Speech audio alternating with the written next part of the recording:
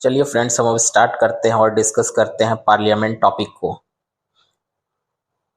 हमारा parliament 3 important component से मिलकर बना होता है।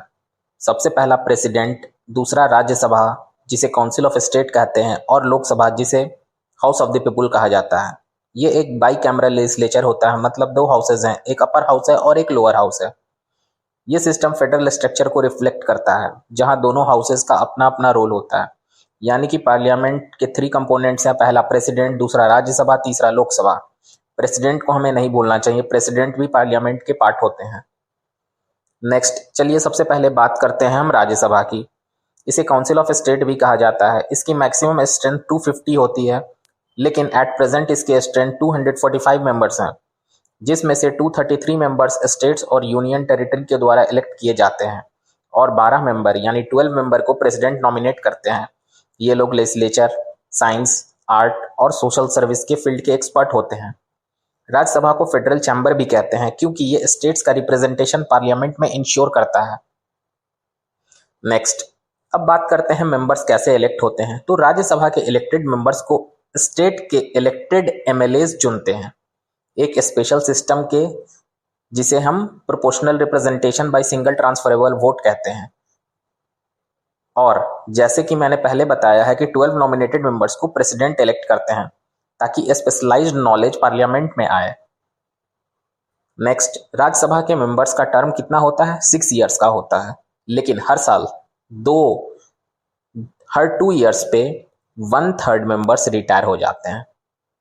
राज्यसभा का टर्म होता है 6 ईयर्स, लेकिन हर 2 ईयर्स पे 1/3 मेंबर रिटायर हो जाते हैं।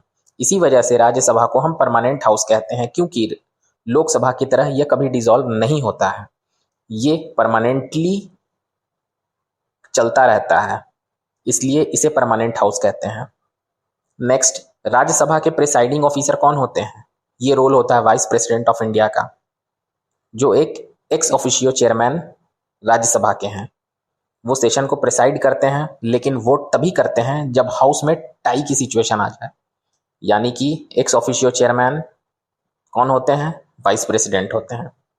अब बात करते हैं स्पेशल पावर्स जो सिर्फ राज्यसभा के पास होती है, यानी कि राज्यसभा किन चीज़ों में लोकसभा से अपर हैंड रखता है। तो इसमें 3 इंपॉर्टेंट आर्टिकल्स हैं, आर्टिकल 312, आर्टिकल 249, आर्टिकल 67। इसे हमें याद करना चाहिए। Article 312, article 249, article 67। आर्टिकल 312 के तहत अगर राज्यसभा 2/3 मेजोरिटी से एक रिजोल्यूशन पास करे, तो पार्लियामेंट नए ऑल इंडिया सर्विस क्रिएट कर सकता है। 312 है ऑल इंडिया सर्विस। आर्टिकल 249 के अंडर अगर कोई मैटर नेशनल इंटरेस्ट का हो, तो राज्यसभा पार्लियामेंट को ऑथराइज कर सकता है कि वो स्टेट लिस्ट के सब्जेक्ट पर लॉ बना सकता है। तो आर्टिकल 249 है स्टेट लिस्ट वाला मैटर। इस रिजोल्यूशन के लिए भी 2/3 मेजोरिटी चाहिए होती है, और जो लॉ बनेगा वो 1 साल के लिए वैलिड रहेगा, और अगर चाहा जाए तो एक्सटेंड भी किया जा सकता है। यानी कि आर्टिकल 249 में आएगा, स्टेट लिस्ट में पावर पार्लियामेंट को दिया जाएगा लॉ बनाने के लिए। और आर्टिकल 67 में लिखा गया है कि वाइस प्रेसिडेंट को रिमूव करने का प्रोसेस राज्यसभा में इनिशिएट होता है, और यहाँ इफेक्टिव मेजोरिटी से रिजोल्यूशन के बाद लोकसभा का सिर्फ अप्रूवल लिया जाता है। यानी कि ये लोकसभा में सिर्फ सिंपल मेजोरिटी चाहिए होती है वाइस प्रेसिडेंट के रिमूव में, लेकिन राज्यसभा में वो इफेक्टिव मेजोरिटी चाहिए होती है। इसलिए इन तीनों आर्टिकल में राज्यसभा के पास अपर हैंड है। 312 में ऑल इंडिया सर्विस है, 249 में स्टेट लिस्ट पे पार्लियामेंट को लॉ बनाने के लिए ऑथराइज किया जाएगा, और आर्टिकल 67 में वाइस प्रेसिडेंट का रिमूवल आता है। अब हम देखते हैं next, federal features of Rajya Sabha. Rajya Sabha के कुछ फेडरल कैरेक्टरिस्टिक भी हैं, जैसे स्टेट्स का रिप्रेजेंटेशन मिलता है, लेकिन इक्वल नहीं है, पॉपुलेशन के बेसिस पर होता है। यूनियन टेरिटरीज भी यहाँ रिप्रेजेंटेड हैं, जैसे दिल्ली, पुडुचेरी। और नॉमिनेटेड मेंबर्स हाउस में एक्सपर्टाइज और डाइवर्सिटी लेकर आते हैं। ये सब राज्यसभा को एक मैच्योर और रिफ्लेक्टिव चैम्बर बनाता है। अब हम लोग देख लेते हैं टाइप्स ऑफ मेजोरिटी। तो मेजोरिटी मेनली 3 टाइप्स की होती हैं, simple majority, absolute majority and effective majority. Simple majority होती है more than 50% present and voting. Absolute और इफेक्टिव में थोड़ा कंफ्यूजन होता है। तो एब्सोल्यूट मेजोरिटी होती है जब किसी डिसीजन के लिए मेंबर्स का सपोर्ट चाहिए हो जो टोटल स्ट्रेंथ का 50% से ज्यादा हो। टोटल स्ट्रेंथ का 50% से ज्यादा हो। फॉर एग्जांपल लोकसभा में अभी 545 सीटें हैं, तो एब्सोल्यूट मेजोरिटी के लिए मोर देन 50% ऑफ 545 चाहिए, यानी कि 273 वोट्स चाहिए होंगे। इसमें वैकेंट सीट भी इंक्लूडेड है। लेकिन इफेक्टिव मेजोरिटी में टोटल स्ट्रेंथ होगी लेकिन वैकेंट सीट को हटाकर 50% से ज्यादा सपोर्ट चाहिए होता है। यही डिफरेंस है absolute majority and effective majority के बीच, वैकेंट सीट वाला। एब्सोल्यूट मेजोरिटी में वैकेंट सीट को भी इंक्लूड किया जाता है, लेकिन इफेक्टिव मेजोरिटी में वैकेंट सीट्स को इंक्लूड नहीं किया जाता है। नेक्स्ट अब बात करते हैं लोकसभा की, जो कि पॉपुलर हाउस है। यहाँ के मेंबर्स डायरेक्टली लोगों द्वारा इलेक्ट होते हैं। इसकी मैक्सिमम स्ट्रेंथ 550 है और प्रेजेंट स्ट्रेंथ 543 है। Maximum strength 550, present strength 543। ये हाउस लोगों का डायरेक्ट रिप्रेजेंटेशन करता है, इसलिए इसकी इंपॉर्टेंस बहुत ज्यादा होती है। नेक्स्ट, लोकसभा का टर्म 5 इयर्स का होता है, लेकिन नेशनल इमरजेंसी लग जाए तो ये एक्सटेंड भी किया जा सकता है और इमरजेंसी खत्म होने के बाद 6 महीने में इलेक्शन करवाना होता है। नेक्स्ट,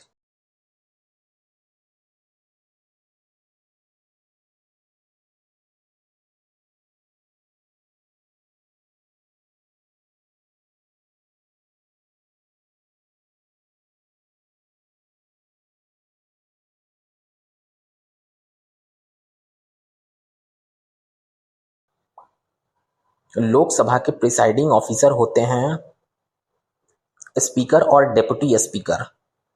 ये दोनों हाउसेस के मेंबर्स में से सिंपल मेजोरिटी से इलेक्ट होते हैं। उनका रिमूवल होता है इफेक्टिव मेजोरिटी से, और स्पीकर के रिमूवल पर वह खुद वोटिंग में पार्टिसिपेट कर सकते हैं। नेक्स्ट, स्पीकर के पास कुछ स्पेशल पावर्स भी होते हैं, जैसे joint sitting of both houses को वो प्रिसाइड करते हैं।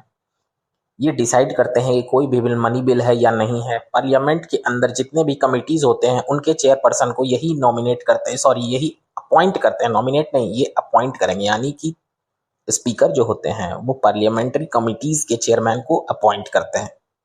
कमिटीज का पूरा काम इनके सुपरविजन में ही होता है। Next, pro tem speaker. जब नई लोकसभा बनती है तो प्रेसिडेंट एक senior most member pro tem speaker के लिए अपॉइंट करते हैं, और यहाँ पे सीनियर मोस्ट मेंबर ये बाई कन्वेंशन चला आ रहा है। ऐसा जरूरी नहीं हो कि सीनियर ही मोस्ट मेंबर को अपॉइंट किया जाए। वो नए मेंबर्स को ओथ दिलाते हैं और नए स्पीकर का इलेक्शन कंडक्ट कराते हैं। कौन कंडक्ट कराते हैं? Pro tem speaker. ये रोल शॉर्ट टर्म और सेरेमोनियल होता है। नेक्स्ट, लोकसभा के पास भी कुछ एक्सक्लूसिव पावर होते हैं। सबसे पहले मनी बिल सिर्फ लोकसभा में इंट्रोड्यूस हो सकता है, राज्यसभा उसमें सिर्फ सजेशन दे सकती है। नो कॉन्फिडेंस मोशन सिर्फ लोकसभा में ही मूव होता है, और अगर ये पास हो गया तो काउंसिल ऑफ मिनिस्टर को रिजाइन करना पड़ता है। आर्टिकल 352 के अंडर 1/10 मेंबर अगर रिक्वेस्ट कर दें लोकसभा के, तो लोकसभा का स्पेशल सेशन बुलाया जा सकता है। ये चेंज 44th अमेंडमेंट 1978 से लाया गया था। तो ये एक्सक्लूसिव पावर्स थे जो सिर्फ लोकसभा के पास हैं। पहला मनी बिल, दूसरा नो कॉन्फिडेंस मोशन, तीसरा आर्टिकल 352। ये तीनों इंपॉर्टेंट हैं। Now equal powers of both the houses. Rajya Sabha और लोकसभा के पास कुछ इक्वल पावर्स भी होते हैं, जैसे ऑर्डिनरी बिल में दोनों के पास सेम पावर है। कॉन्स्टिट्यूशनल अमेंडमेंट में भी दोनों के पास सेम पावर है। प्रेसिडेंट और वाइस प्रेसिडेंट के इलेक्शन में भी दोनों के पास सेम पावर है। इम्पीचमेंट ऑफ प्रेसिडेंट में भी सेम पावर है। जजेस, कैग, चीफ इलेक्शन कमिश्नर के रिमूवल में भी दोनों के सेम पावर है। इमरजेंसी प्रोक्लेम करने पर भी दोनों की अप्रूवल जरूरी होती है, इसलिए यहाँ पे भी दोनों के लिए सेम पावर है। नेक्स्ट, पार्लियामेंट में 3 सेशंस होते हैं: budget session, monsoon session and winter session. Budget session फरवरी से अप्रैल तक होता है, जो सबसे लंबा सेशन होता है। मॉनसून सेशन जुलाई से अगस्त के बीच होता है, और विंटर सेशन जनरली नवंबर और दिसंबर में होता है, जो सबसे छोटा सेशन होता है। ये सेशंस कॉन्स्टिट्यूशन में नहीं लिखे गए हैं, लेकिन कन्वेंशन के रूप में चलते हैं। नेक्स्ट आर्टिकल 85 कहता है कि पार्लियामेंट के 2 सेशंस के बीच का गैप 6 मंथ से ज्यादा का नहीं होना चाहिए। 2 सेशन के बीच 6 मंथ से ज्यादा का गैप नहीं होना चाहिए। इससे इंश्योर होता है कि रेगुलर डिस्कशन और अकाउंटेबिलिटी बनी रहे गवर्नमेंट पर। यानी कि जो 3 सेशंस हैं तो 6 मंथ के गैप से ज्यादा नहीं होना चाहिए। इसका मतलब 2 सेशन हमेशा होना जरूरी है 1 साल में। अब नेक्स्ट वीडियो में हम पार्लियामेंट के कुछ बचे हुए टॉपिक्स जैसे privilege of MP, types of bills, types of motions हम देखेंगे।